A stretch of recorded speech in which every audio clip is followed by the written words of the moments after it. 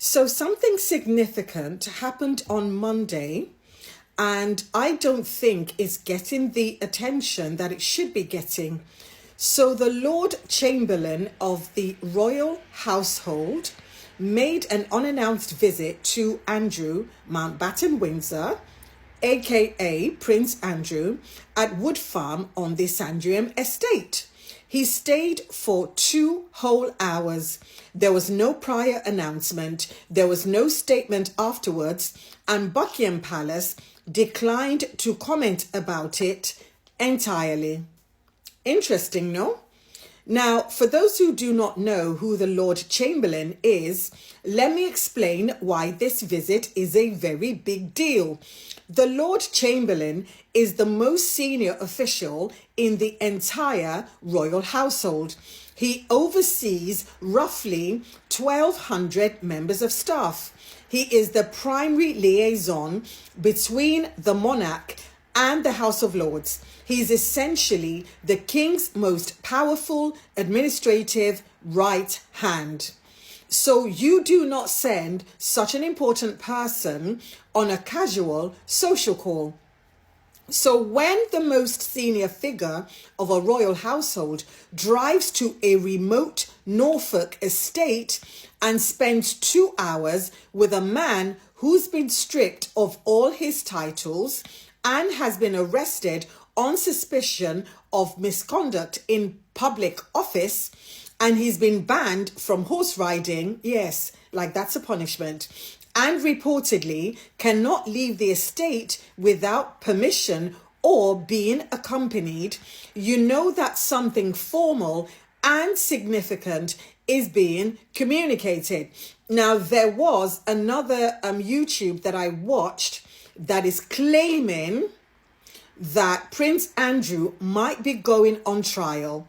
There's no confirmation of that yet in the newspapers, and that is something, it's a possibility, but I'm not going to discuss it. So this is what people are speculating that the conversation might be about. Now, Andrew currently sits 8th in line to the throne, despite losing his titles and despite his arrest, despite everything that they've said he has done. But technically, he is still 8th in line to the succession to the British crown. And removing someone from the line of succession is not something that the palace can simply decide to do on their own. It requires an act of parliament. It requires also the consent of all 14, some people say 15, but all 14 Commonwealth realms where the king is the head of state.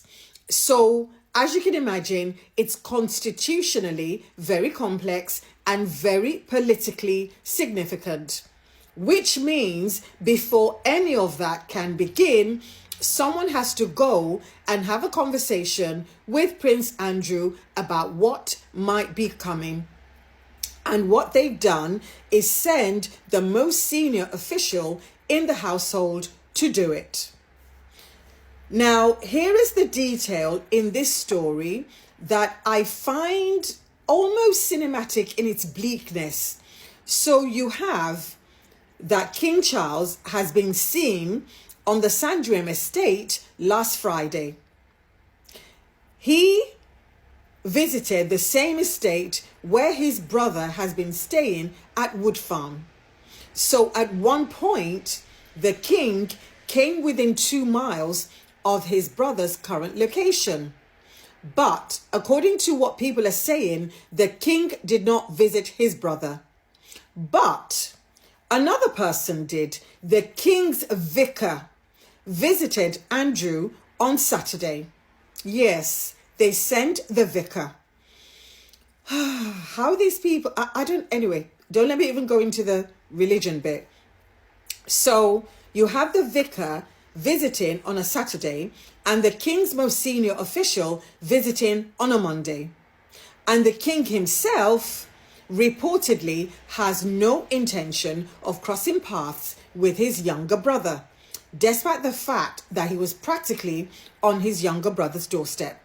So I don't think it's an estrangement. I think it's a man that is being managed at a distance. So they're managing Andrew at arm's length. Well, it's freaking too late for that. It really is too late for that, in my opinion. It's way too late because you all knew. So all this optics of distancing is not going to wash. And according to information, Andrew's daughters, Beatrice and Eugenie, are also watching all this happen. Their father is under investigation. He's been banned from horse riding. He's needing permission to leave an estate. So effectively, it's sounding like a very posh house arrest to me. That's what it's sounding like. I know he hasn't got the ankle monitor or the bracelet or anything like that, but that's what it's sounding like to me. It's sounding like a very posh house arrest. And meanwhile, the two princesses, Eugenie and Beatrice, have also been banned from attending Royal Ascot. So essentially, they're being sidelined again.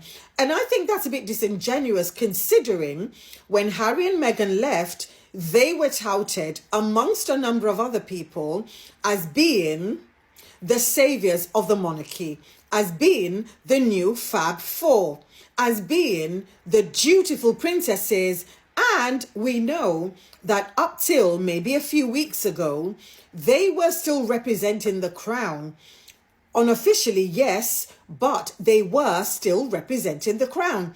So I feel that the government has also now indicated that it will look at legislation to formally remove Andrew from the line of succession once police inquiries concludes. But here's the thing, if they remove the dad from the line of succession, will they have to remove the daughters as well? Because they're still in line. So how do we reconcile all that? Again, but I think the palace's response of sending officials for a 2-hour unannounced visit and declining to comment means that something huge is brewing, something they are trying to manage behind the scenes before they share it with people like me, Joe and Joanna Public. And as you know, the monarchy has always survived by controlling the narrative. But sometimes some stories are way too big to manage with silence. And this, ladies and gentlemen, is one of them. But anyway, let me know what you think in the comments, please. My name's Elizabeth. I'm the author of The Luxpreneur. I've actually been told to pronounce it Luxpreneur, not preneur, Luxpreneur. And I'm trying to get my tongue around that.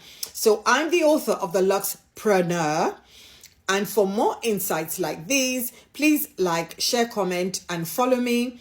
And to support my work in holding truth to power, you can buy me a coffee at buymeacoffee.com/Elizabeth Solaru.